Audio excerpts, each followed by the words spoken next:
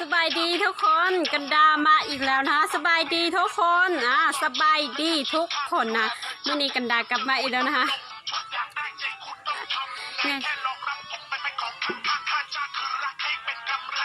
โอกาสเป็นเงินเป็นทองต้องสุดตรงไว้เพื่อสากตั้งไม่ท้อไม่ถอยไม่แท้เพื่อพ่อกับแม่และควงข้างหลัง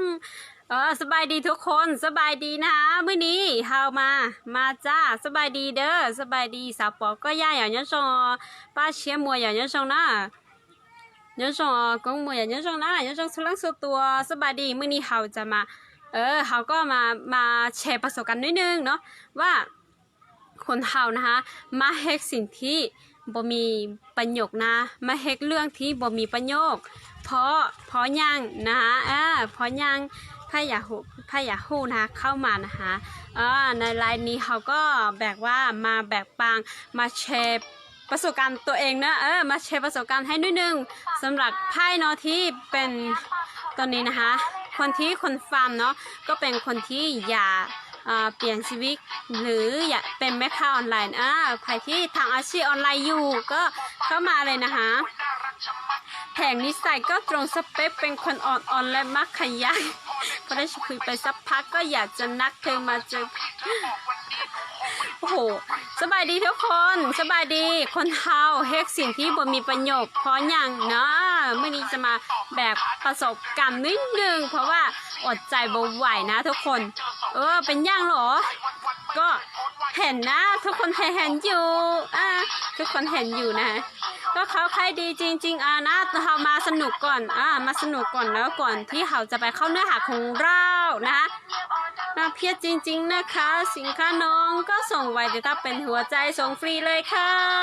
แม่ค้าออนไลน์ก็มีหัวใจอย่าได้ใจน้องต้องแอกให้ไวแม่ค้าออนไลน์ก็มีหัวใจใจนี้มีไว้รอให้พี่จองตกลงมาทักจะต้องลงรักแม่ค้าออนไลน์สบายดีทุกคนสบายดีทุกคนนะคะตอนนี้เรามาเข้าเนื้อหาของเราเลย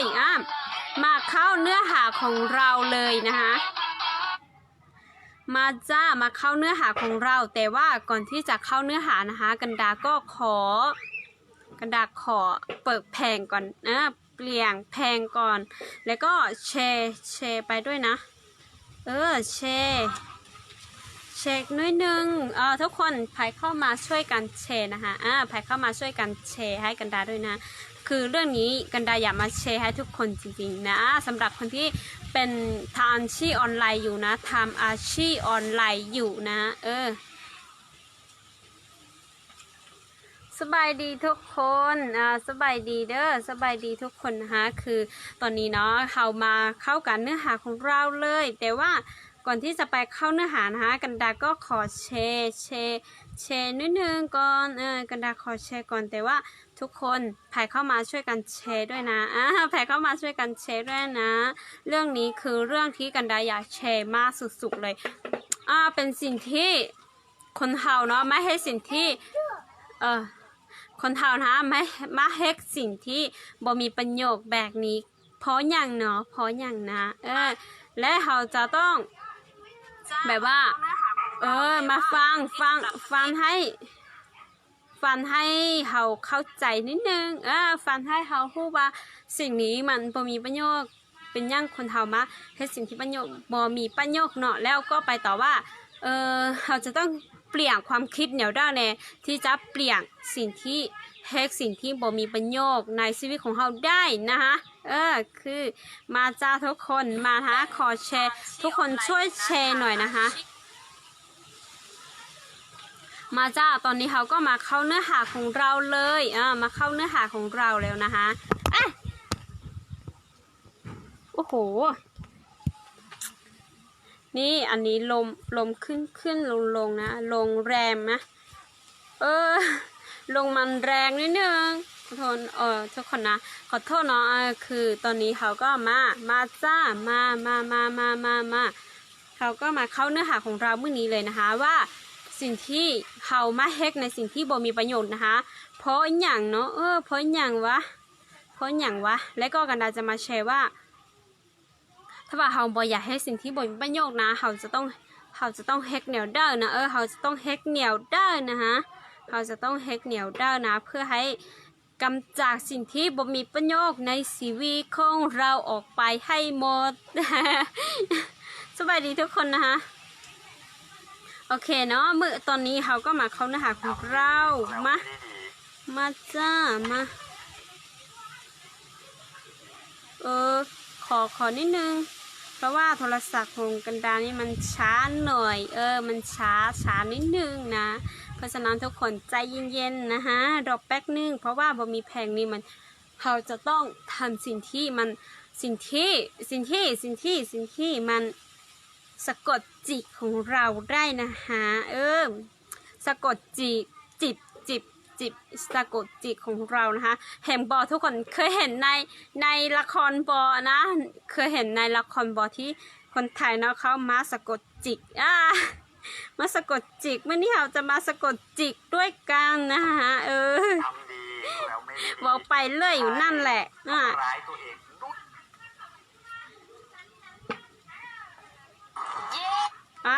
รอแป๊บนึงเพราะว่ามัน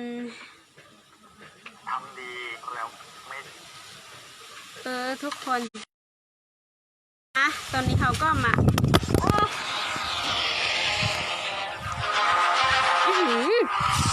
นี่ลงมันแรงนะลงมันแรงเนาะเพราะฉะนั้นเขาไปเข้าเนื้อหาของเราเลยฮะ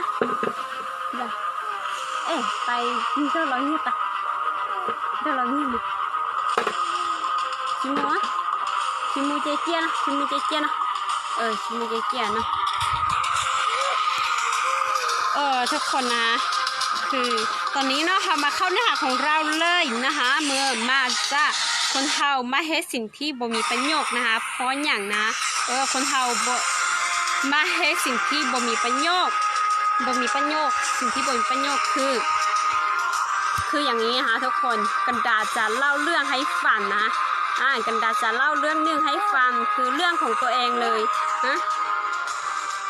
เจนะอาสิไปเจนะอาสิไปเป็นเจนะน่ะคนเฮาไม่ให้สิ่งที่บ่มีประโยชน์เพราะอย่างนะกันดาจะมาเล่าเรื่องให้ฟังนะมาเล่าเรื่องให้ฟังแต่ว่าคนที่อยากประสบความสำเร็จนะคนฟังนะคะคือคนที่ทำธุรกิจออนไลน์อยู่ตอนนี้นะคะคือกันดาอย่ามาแบบปังมาแชร์บอกว่าเดือนยังก็แล้วแต่เนาะสามารถใส่ได้เลยสามารถใส่ได้นะฮะคือเราสามารถใส่ได้เช่นเดียวกันฮะคืออันนี้กันดาจะเล่าเรื่องให้ฟังนะคือเรื่องของกันดานะที่พม่า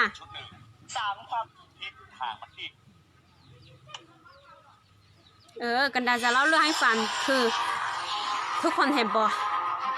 ชีวิตของกันดานะคะใน Facebook ของกันดาในเดือน12เนาะเดือน12เริ่มต้นเดือน12นะคะเริ่มต้นเลยเริ่มต้นเดือน12กันดานะคะอย่าออกมาไลฟ์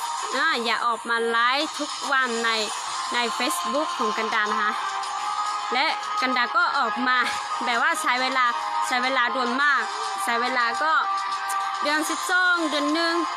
อาจจะประมาณเดือน11มานะคะมาเดือน12เดือนหนึ่งนะคะกันดาก็เพิ่มเป็นนิสัยนะคะเพิ่มเป็นนิสัยใหม่ของกันดาเลยเพิ่มเป็นนิสัยใหม่ที่กันดาสามารถมาใน Facebook แบบว่าต่อเนื่องมาได้แบบต่อเนื่องแล้วก็ทำได้ทุกวันแบบที่เราอยากทำเนาะทำได้แบบที่กันดาวางแผงไว้ว่ากันดาอยากทำนะแต่ว่า2-3 วันที่แล้วมันนี้ทุกคนเห็นบ่นะ2-3 วันที่แล้วนี้บ่เห็นกันดามาไลฟ์สดแล้วกันดาบ่มาไลฟ์สดเลยเพราะว่ากันดาบ่มาไลฟ์สดเลยแค่2 วันนะคะแค่2 วันนะคะแต่ว่าแค่2 วันเนาะแล้วมันก็เลยทำให้กันดาเนี่ยบอยามาไลฟ์สดอีกต่อไปแล้วอยู่ไปวันๆกินแล้วก็นอนนอนแล้วก็ไป เที่ยวไปลิ้นจะนั่นแหละแล้วกันดาก็เป็นคนแบบนี้แล้วนี่ทุกคนเห็นบ่เขาใช้เวลานะคะกันดาใช้เวลานะคะที่จะมาในไลฟ์นี้ได้ทุกๆวันนะคะใช้เวลามาเป็นเดือนไปเลยเป็นเดือน1 เดือน2 เดือนเลยแต่ว่าเมื่อที่กันดาบมาไลฟ์สดมาไลฟ์สดเลยนะคะเมื่อที่กันดาบมาแล้วแค่2 วันเองนะคะมันก็เป็นนิสัยแล้วทางอีนอกกันดาอย่ามาไลฟ์สดทุกวันกันดาใช้เวลา1 เดือน2 เดือน3 เดือนกันดาซื้อมาได้ทุกวันแบบว่ากูบมาบ่ได้แล้วกูบไปบ่ได้แล้วกูบเข้าไลฟ์บ่ได้แล้วแต่ว่ากันดาก็แค่พักไป2 วันนะคะพักไป2 วันกันดาก็เป็นนิสัยใหม่ที่กันดาบ่อยากออกมาหน้ากล้องแล้วเป็นนิสัยที่กันดาบ่อยากออกหน้ากล้องแล้วเป็นยังกันดาจึงว้าวแบบนี้เรื่องก็จบแบบนี้แหละคือกันดาก็บ่อยากมาในหน้ากล้องเลยนะคะบ่อยากมาไลฟ์สดบ่อยากมาไลฟ์สดแล้วก็มาบ่ต่อเนื่องแล้วทุกคนฮู้บ่เป็นยังกันดาจึงเล่าเรื่องแบบนี้นะเป็นเพราะว่าสิ่งที่บ่สำคัญเรื่องที่บ่มีประโยชน์นะคะเรื่องที่บ่มีประโยชน์นะเฮาเฮ็ดได้ไวกว่าเฮาเฮ็ดได้ไวกว่าเวลาเฮาเฮ็ดนะคะเฮาก็เฮ็ดแค่วันเดียว2 วันเฮาก็เฮ็ดได้แล้วเป็นยังคนเป็นแบบว่าพ่อแม่อาจจะด่าเฮาว่าเป็นยังเป็นรูปบ่ดีเลยคือว่าปากเสียแล้วก็บ่เฮ็ดเวียกหรือว่าบ่เฮ็ดเวียกเข้าว่าให้เฮ็ดสิ่งนี้ก็บ่อยากเฮ็ดเลยเพราะว่าสิ่งนั้นมันง่ายกว่าสิ่งที่เฮาเฮ็ดเนาะสิ่งนั้นมันง่ายสิ่งที่บ่มีประโยชน์นี้เฮาเฮ็ดแค่วันเดียวนะคะวันเดียวมันก็สามารถเป็นนิสัยของเฮาได้แล้วแต่ว่าถ้าว่าเฮาไปเฮ็ดสิ่งที่มันมีประโยชน์นะคะเฮาต้องใช้เวลา2 เดือน3 เดือนเลยนี่ทุกคนแห่งบอกว่าแบบนี้แหละคือสิ่งที่คนเฮาเนาะมาเฮ็ดสิ่งที่บ่มีประโยชน์ไล่ที่สุดเพราะว่ามันง่ายเนาะแต่ว่ามันง่ายสุดๆเลยแค่วันเดียวนะคะเวลาบ่ได้สายไล่แต่ว่าเขาสามารถเฮ็ดได้แล้วนะคะบ่ใช้เวลาไล่แต่ว่าสามารถเฮ็ดได้แล้วเพราะฉะนั้นมื้อนี้เขาจะมาเปลี่ยนยังไงวะnhớ rằng li va nhớ rằng nó có thế nàoมื้อนี้เขาจะเปลี่ยนแนวด้านเนาะให้ชีวิตของเขาให้นิสัยเปลี่ยนไปให้เป็นนิสัยใหม่นะคะคือเขาจะมาเปลี่ยนนิสัยนะนิสัยที่เขาให้สิ่งที่บ่มีประโยชน์นะคะให้ออกไปแนวด้านเนาะคือแค่ข้อเดียวนะคะข้อเดียวนะคือวิธีแก้ว่าสิ่งที่เขาให้บ่มีประโยชน์นั้นเขาจะกำจัดมันแนวด้านเนาะคือสิ่งนั้นให้คิดแบบนี้วิธีแก้นะคะวิธีแก้คือโอ้โหขอตัวนิดนึงนะคะทุกคน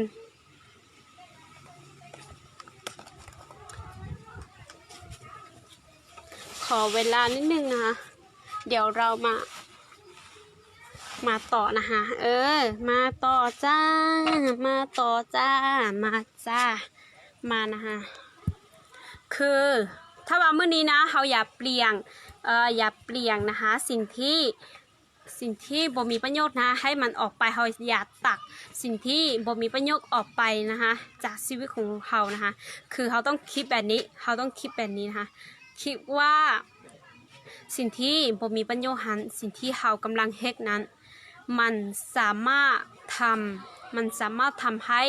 ชีวิตของเขาเปลี่ยนไปทางที่ดีบ่นี่คือคีย์สำคัญนะมื้อนี้เนาะบอกให้ต่อให้เขาจะให้ยังก็แล้วแต่ถ้าว่าเขาคิดแบบนี้นะว่าถ้าว่าค่อยกูเนาะถ้าว่ากูทำสิ่งนี้กูให้สิ่งนี้มันจะทำให้ชีวิตของกูเปลี่ยนนะคะหรือกูให้สิ่งนี้แล้ว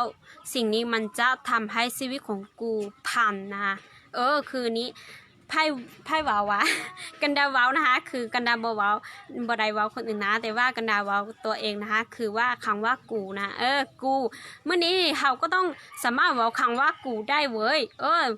ถ้าวันนี้นะเขาสามารถเว้าคำว่ากูได้เมื่อแต่ก่อนนะกันดาเคยเห็นเนาะคนบอกว่าถ้าว่าเขาสามารถเว้าคำว่า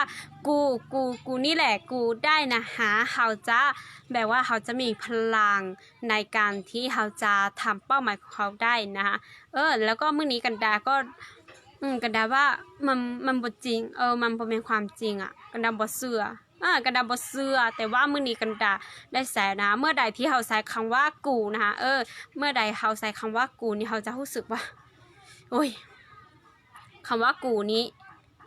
เขาต้องให้กูนี้เป็นคนเป็นสิ่งที่ดีนะคะต้องให้